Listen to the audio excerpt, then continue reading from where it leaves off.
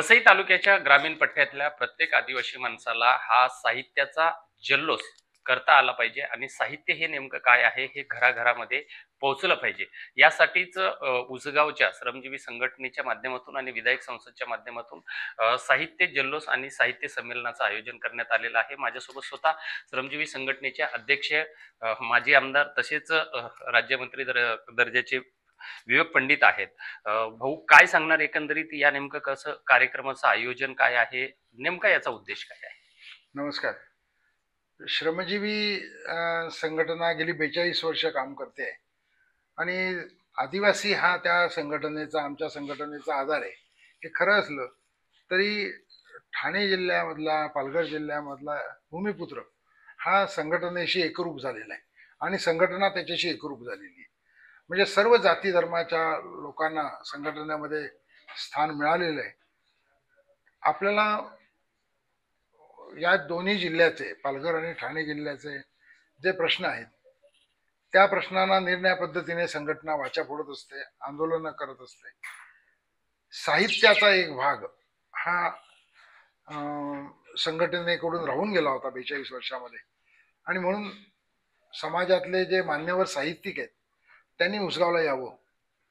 कवी असतील, लेखक असतील, पत्रकार असतील, नाटककार असतील आणि त्यांचा एक डायलॉग, संवाद इथल्या ग्रामीण जनतेशी, आदिवासींशी व्हावा आणि आदिवासींचं जे साहित्य आहे, ग्रामीण साहित्य आहे, त्याचा लाभ त्यांना व्हावा. अशा दुहेरी हेतूनी आपण या वर्षापासून श्रमजीवी साहित्य मेळा असा आयोजित करतो आणि या साहित्य मेळ्याला 3 तारखेला सुरुवात होते. 4 तारखेपर्यंत हा चालेल. याच्यामध्ये संपादक आहेत राहुल गडपालेंसारखे, त्यानंतर चांगले प्रेमानंद गजबींसारखे नाटककार आहेत, अशोक नायगावकर, महेश केळुसकर यांच्यासारखे कवी आहेत, पत्रकार मित्र याच्यामध्ये निर्णय येत आहेत. त्यामुळे हा एक चांगला उत्सव साहित्याचा 2 दिवसाचा या ठिकाणी होईल. त्यात आदान प्रदान आणि मुख्यतः आनंद. याच वर्षामध्ये आपल्या प्रिय मराठी भाषेला अभिजात दर्जा मिळालेला आहे. त्यामुळे संतांचं जे अभिजात साहित्य आहे खऱ्या अर्थानं, त्या साहित्याचा आठव, कारण त्यांनी जो समाज बदलण्यासाठी प्रयत्न केले त्याचे ऋण व्यक्त करणं हा सुद्धा या साहित्य मेळ्याचा एक मुख्य हेतू आहे. त्यामुळे ज्ञानेश्वर तुकारामांसारखे जे साहित्यिक होते ते त्या साहित्यिकांच्या स्मृतीला आपण या असं धरून चालू की हा साहित्य मेळा अर्पण करतो आणि सुरुवात यावर्षी आपण करतो.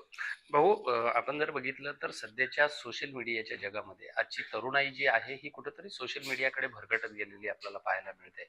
आणि आता कुठेतरी ह्या साहित्य मेळ्याची, कारण पुस्तकाचं वाचन जे आहे हे आजच्या तरुणांकडून कमी झालेलं आहे. मग अशा वेळी हा साहित्याचा दर्जा जो आहे किंवा हा साहित्य मेळा जो आहे हा तरुणांपर्यंत कशा पद्धतीने आपण घेऊन जाणार आहेत किंवा त्या तरुणांना वेगळं आपण काय आव्हान करणार आहे? आपण म्हणालात ते खरं आहे. व्यक्तिशः मला भीती वाटते आणि अनेक जे समाजशास्त्रज्ञ आहेत ज्यांना खूप चिंता या गोष्टीची आहे की ही जी आता सोशल मीडिया, ज्या प्रमाणामध्ये सोशल मीडियाचं आक्रमण विशेषतः मोबाईल हातात आल्यामुळे तरुण पिढी ज्या पद्धतीने आज त्याचा उपयोग व्हायला पाहिजे तसा होत नाही. तंत्रज्ञान आहे शेवटी ते, पण या तंत्रज्ञानाचा गैरवापर होण्याची शक्यता जास्त आहे आणि एक पिढी, किमान एक पिढी बर्बाद होण्याची शक्यता आहे. जगामध्ये अनेक देशामध्ये आता मोबाईल बघणं लोकांनी बंद करून पुन्हा प्रिंटवर गेलेले आहेत ते. मला असं वाटतं की एक काळ आपल्याकडे असाही येईल की ज्यावेळेला पुन्हा प्रिंट मीडिया आणि पुस्तकं याला पर्याय राहणार नाही. कारण वाचन हे वाचन आहे. तुम्ही ऑनलाईन कितीही वाचलं तरी ऑनलाईनच्या वाचनाला मर्यादा आहे. मी पुस्तक वाचताना पुस्तकावर खाणाखुणा करतो, त्या पुस्तकाचे मी रेफरन्सेस बघतो, पुन्हा वाचतो. हे सगळं ऑनलाईन जरी असलं तरी जे पुस्तकातलं ज्ञान आहे ते या ऑनलाईन मधून किती येईल याबद्दल जग साशंक आहे. ऑनलाईनमुळे अनेक गोष्टी झालेल्या आहेत. म्हणजे तुम्हाला पाहिजे ती गोष्ट एका सेकंदामध्ये तुम्ही एका जागी बसून मिळवू शकता. तेव्हा ते कशा पद्धतीने त्याचा लाभ घ्यायचा हा एक वेगळा प्रश्न आहे. तरी सुद्धा साहित्य हे टिकून राहिलंच पाहिजे, कारण साहित्य टिकलं तर संस्कृती टिकेल. आणि जर माणूस कितीही प्रगत झाला आणि तो सुसंस्कृत नसेल तर तो समाज कुठे जाईल, काय समाजापुढे वाढून ठेवलेलं असेल हे सांगता येणार नाही. म्हणून मला खऱ्या अर्थाने असं वाटतं की समाज चांगला राहावा, समाज चांगला असावा, समाजातले एकमेकांशी बंध चांगले असावेत, म्हणून साहित्य ही आवश्यक गोष्ट आहे. भाऊ निश्चितच साहित्य, कारण या महाराष्ट्राला परंपरा आहे, संतांची परंपरा आहे, एका महामानवांची परंपरा आहे आणि हे साहित्यामधूनच आजच्या पिढीपर्यंत ते साहित्य गेलं पाहिजे. त्या संतांचे विचार हे पुस्तकामधूनच आपल्याला समोर जात आहेत. मात्र आता हल्लीच्या काळामध्ये जे धर्माधर्माचं राजकारण वाढलेलं आहे, जिथे की धर्माधर्माच्या नावाखाली अनेक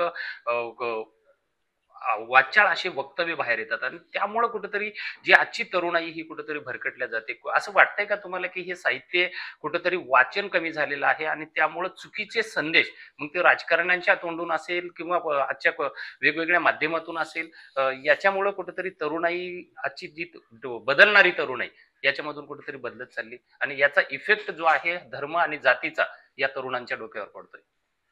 मुळात आता एक आपण जर पाहिलं तर कृत्रिम बुद्धिमत्तेचं जे क्षेत्र आता विकसित झालेलं आहे किंवा त्याच्या आधी सुद्धा गुगल मार्फत आपल्याला हवी ती माहिती कशी आपल्याला घेता येते. आता तुम्हाला बातमी सुद्धा कृत्रिम बुद्धिमत्ता तयार करून देते.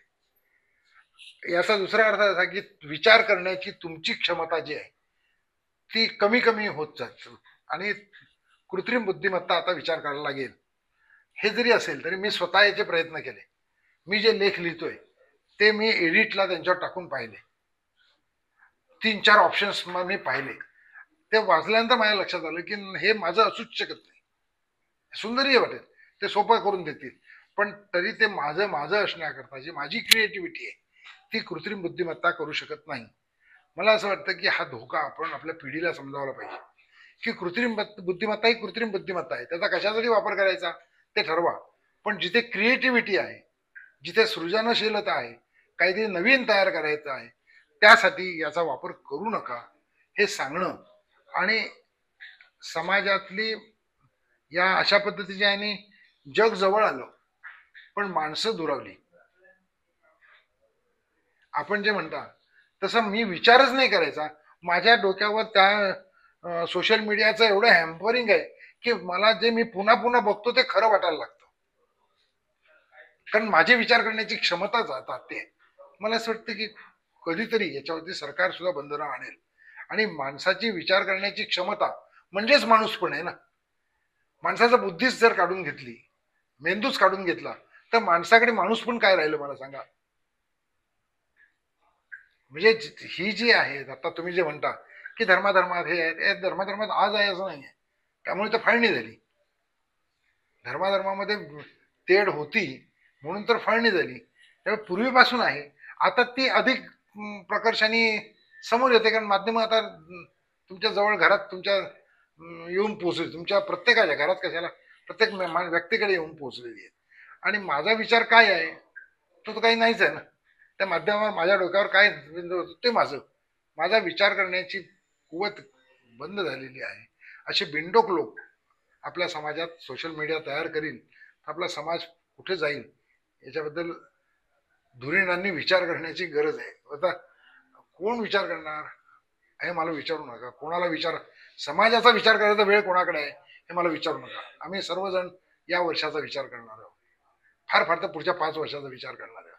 50 वर्षात काय होणार आहे माझ्या समाजाचं याचा कुणीतरी विचार करतील. आज नाही केला तर करावा लागेल त्यांना.